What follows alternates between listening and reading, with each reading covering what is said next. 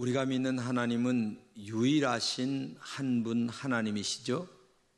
그런데 그 하나님이 일을 하시는 걸 보게 되면 세 분으로 일을 하십니다. 이것을 갖다가 삼위일체 하나님이라고 하는데, 성부 하나님, 성자 하나님, 성령 하나님이 계십니다.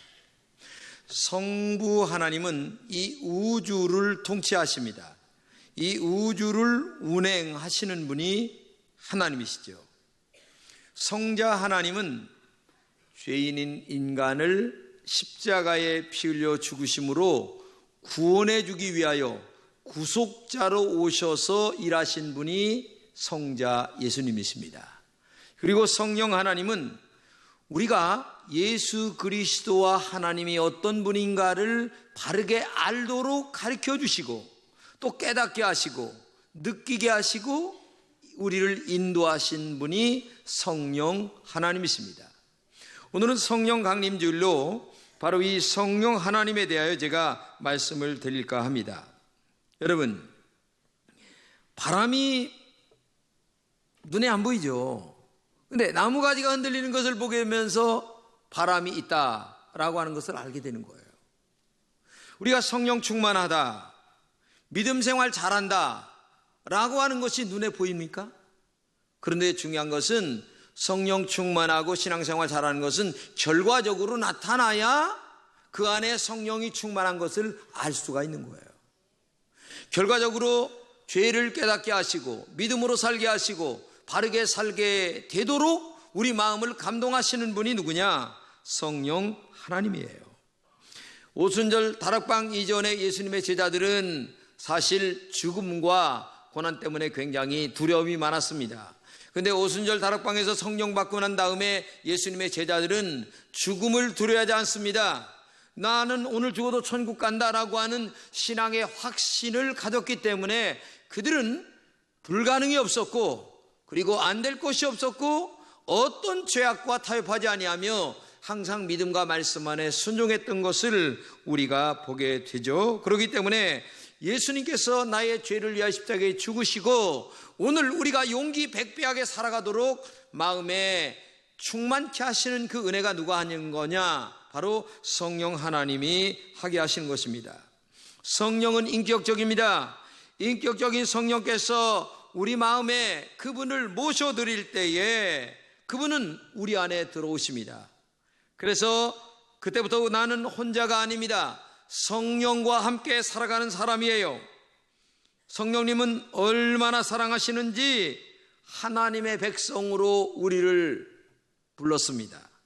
사단의 자녀에서 하나님의 백성으로 불렀어요. 나 같은 죄인을 죄악에서 불러내어 하나님의 자녀가 되었다고 하는 이것이 얼마나 큰 축복인가를 알아야 됩니다.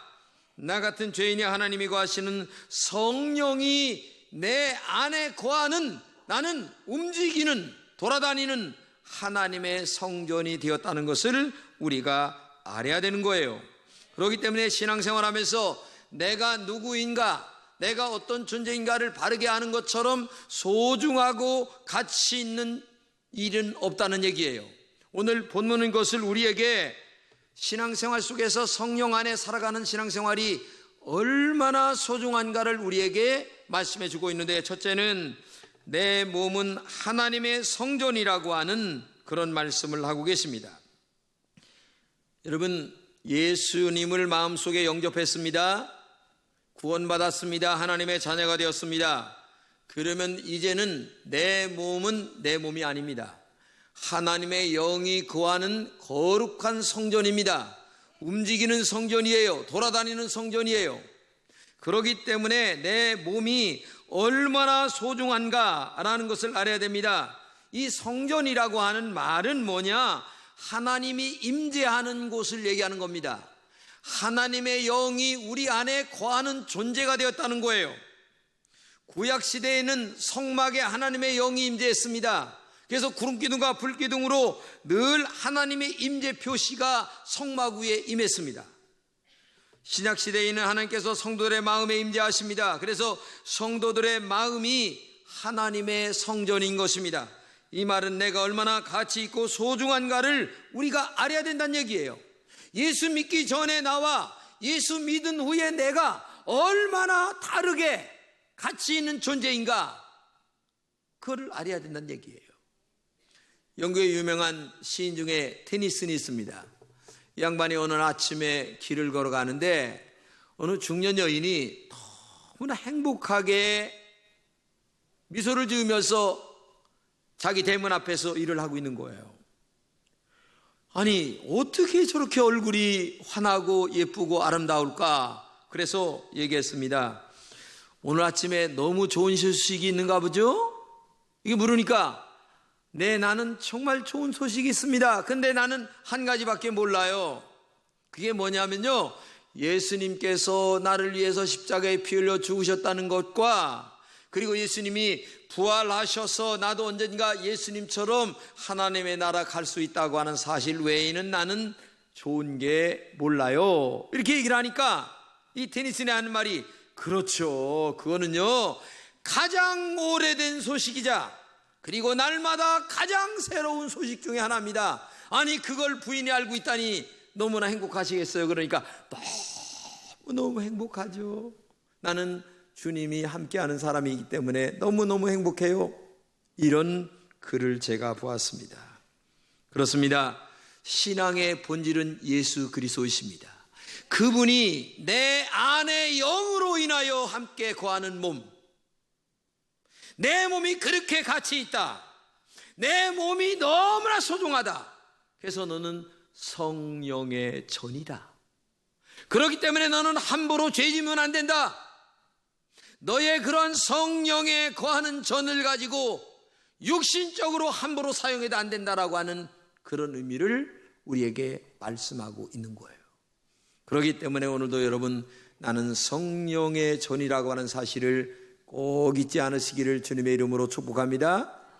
두 번째 중요한 건 뭐냐면, 나는 성령이 내 안에 함께하는 사람이다 라는 사실을 알아야 됩니다. 우리는 기쁨의 본질을 아는 사람이죠. 죽음을 이기고 부활하신 그 예수님께서 지금은 성령으로 내 마음속에 와 계십니다. 이게 신앙의 본질입니다. 이런 신앙의 본질을 아는 우리가 어떻게 슬프게 살아갈 수가 있겠습니까? 그때 영혼이 맑고 깊고 넓은 마음의 행복감을 누리며 살아가고 있는 거죠. 예일대학교의 생화학 교수였던 모르비츠 박사는 인간의 몸이 얼마나 갈까? 약 600만 달러다 이렇게 얘기를 했고, 그 다음에 이것을 세포로 성장되어가는 과정을 얘기할 때에는 이 사람은 이렇게 얘기합니다. 6천만 조에 달한다. 한마디로 얘기하면 인간의 몸은 세포가 움직여서 이렇게 성장되어 가는 거기 때문에 이것은 오직 하나님께서만이 인간의 몸을 만들 수 있는 창조적인 몸이다. 얼마나 소중하냐, 이렇게 얘기하고 있어요.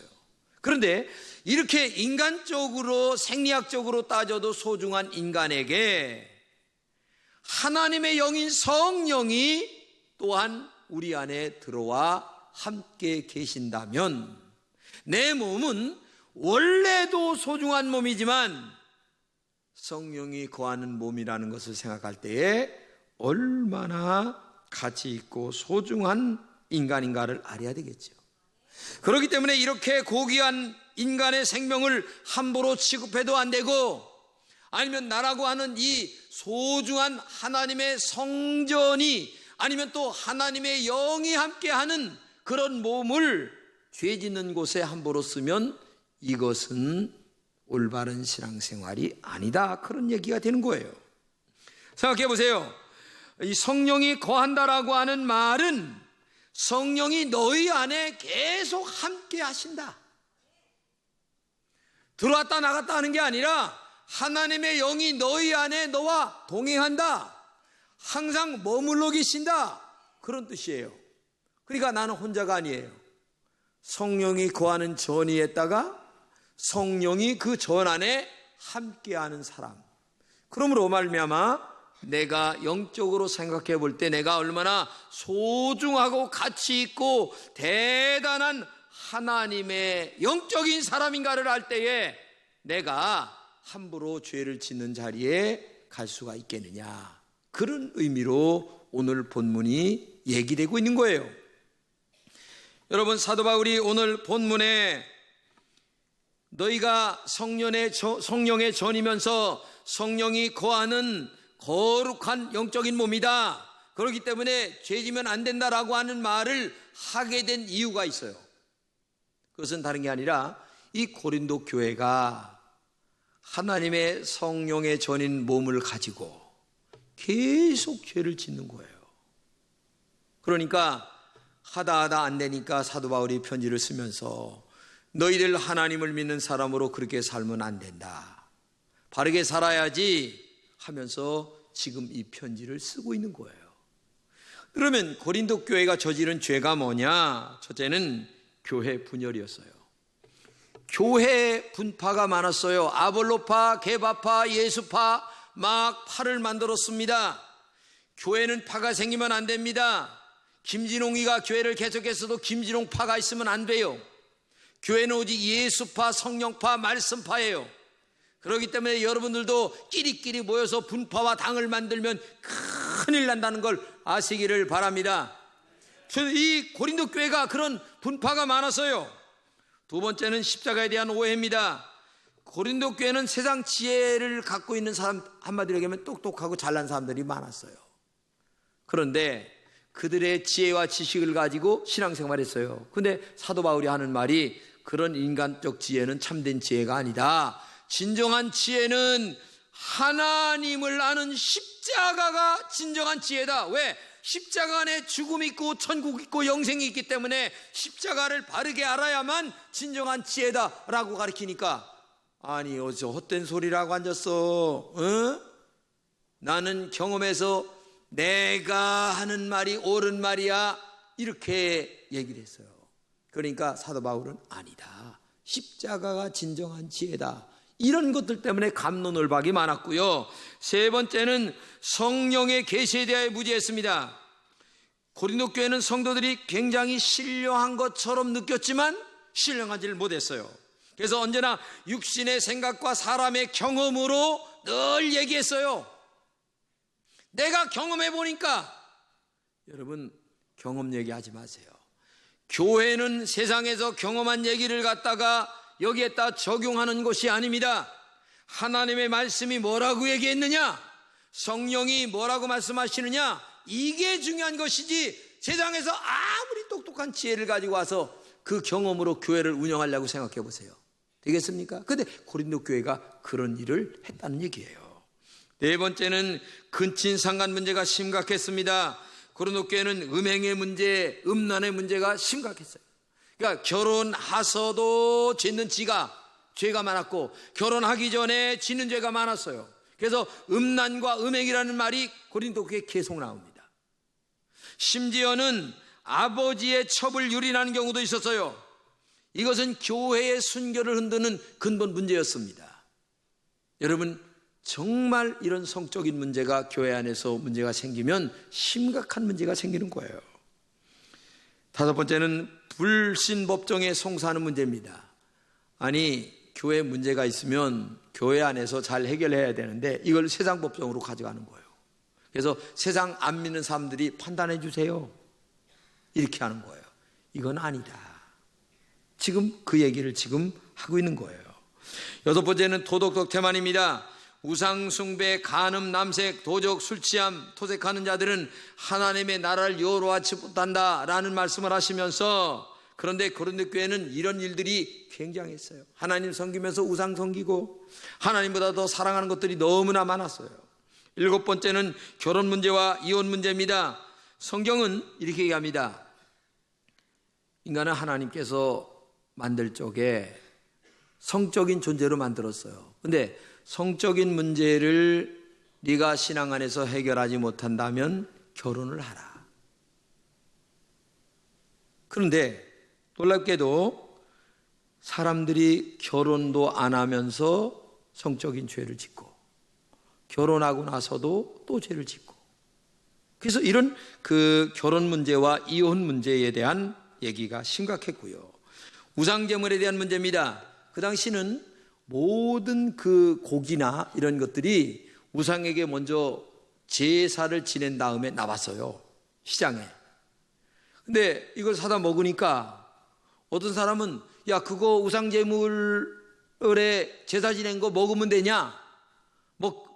먹어도 된다. 이런 문제가 갑론을 박댔어요.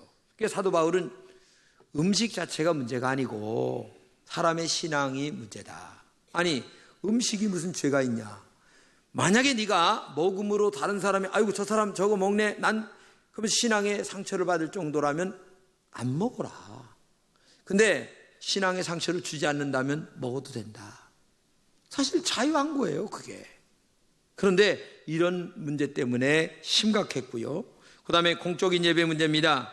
성찬의 문제, 은사 문제, 직분 문제가 혼란이 있었어요. 예배 시간에 수건을 머리에 써고 예배를 드려야 되느냐, 아니면 은사가 있는 사람이 최고가 아니냐 등등 이런 문제 때문에 혼란이 막 빠졌고, 그 다음에 부활교리가 있었어요. 그 당시 헬라의 지성주의의 영향을 받은, 우리가 머리가 좀 있다고 하고 품위가 좀 있다고 하는 사람들은 부활을 믿질 않았어요. 상징적 의미로 생각했다는 얘기죠. 근데 사도 바울이나 아니면 예수님의 제자들이 볼 적에는 부활은 진짜란 말이죠. 왜? 자기가 눈으로 봤으니까.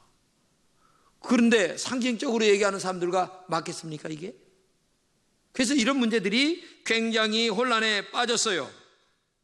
이렇게 혼란에 빠지고 죄를 짓는 이들에게 너희는 하나님의 성전이다, 이걸 첫째 얘기하고, 두 번째는 너희 안에는 하나님의 영이 거하신다, 이 두 가지를 오늘 본문에서 강조하고 있는 거예요.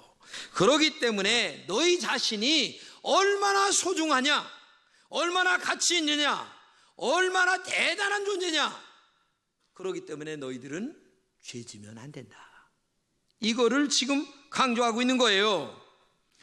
우리가 구원을 받은 하나님의 사람으로 바르게 정직하게 살아야 할 의무가 여기에 있는 겁니다. 우리의 몸은 우리의 것이 아니에요. 주님의 핏값으로 샀습니다.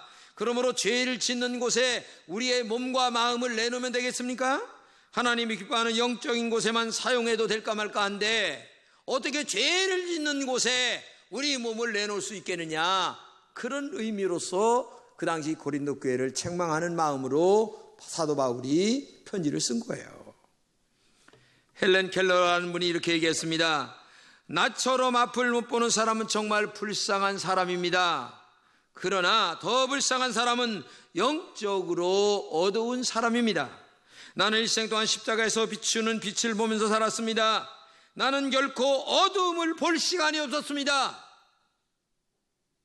아니, 헬렌 켈러는 어두움을, 죄 짓는 것을 볼 시간조차 없었다는 거예요. 그런데 교회를 다니고 하나님의 성전인 몸과 하나님의 영이 거하는 그 몸과 마음을 가지고 죄 짓는 곳에 가서 살고 죄를 짓는다면 이게 어떻게 신앙생활하는 사람이냐, 이건 말이 안 된다, 그 얘기를 하고 있는 거예요. 침례교회는 세례를 줄 적에 사람을 강에 갔다가 아주 그냥 완전 집어넣습니다. 근데 어떤 젊은 청년이 목사님이 세례를 주려고 집어넣는데 손을 자꾸 이렇게 들더라는 거야. 그래서 왜 그러는 게, 왜 손을 안 집어넣고, 목사님이 손 집어넣으면 안 돼요. 왜 안 돼? 나는 이 손 가지고 먹고 살아요. 뭘 해 먹고 살아? 나는 뭐요? 이렇게 막 훔치는 사람이라는 거야. 근데 이 손이 세례 받으면 그 다음에 훔치질 못해서 안 되니까 나는 세례, 그래서 목사님이 그냥 확 집어넣고 말았다는 거야. 요새 예수 믿는 사람 그렇게 예수 믿어요. 한쪽으로는 예수 잘 믿고 한쪽으로는 죄 짓고 안 된다는 얘기를 지금 하고 있는 거예요. 우리는 내가 하나님 앞에 복받는 사람이 되어야지, 그렇죠?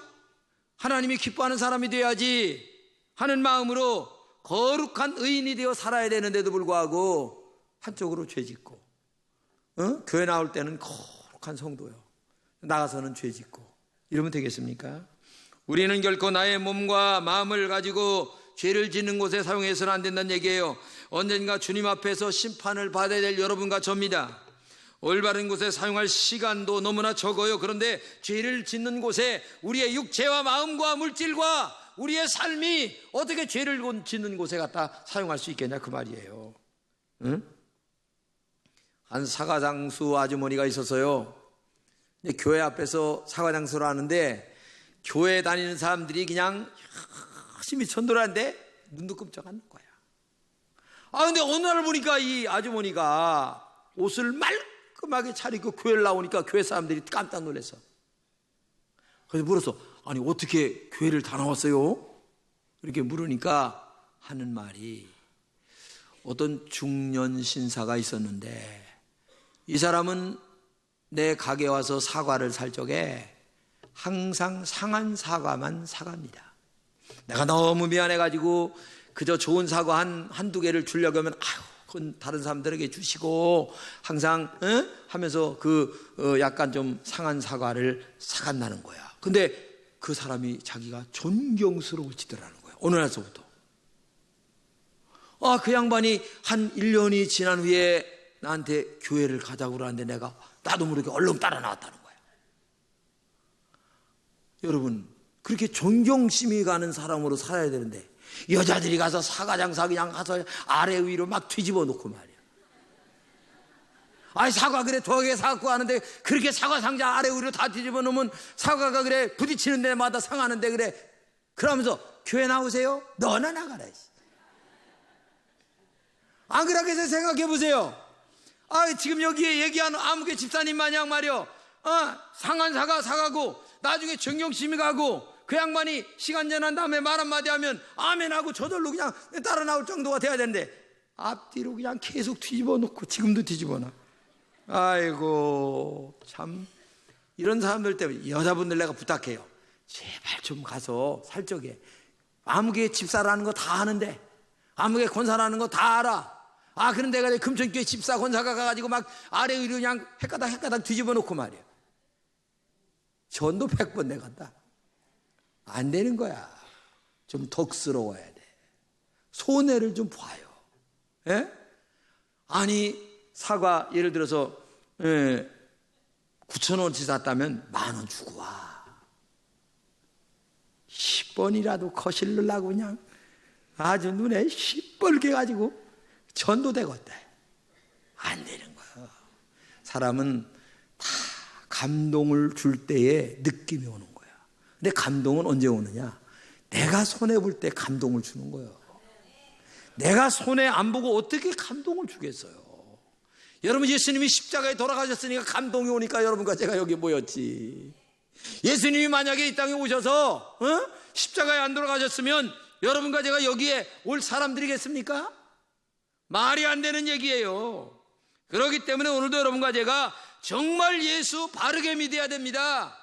올바르게 믿으시기를 주님의 이름으로 축복합니다. 죄 짓는 곳에 내 몸과 마음을 사용하지 마세요. 몸과 마음을 성전으로 사는 사람은 누구에게나 존경을 받습니다.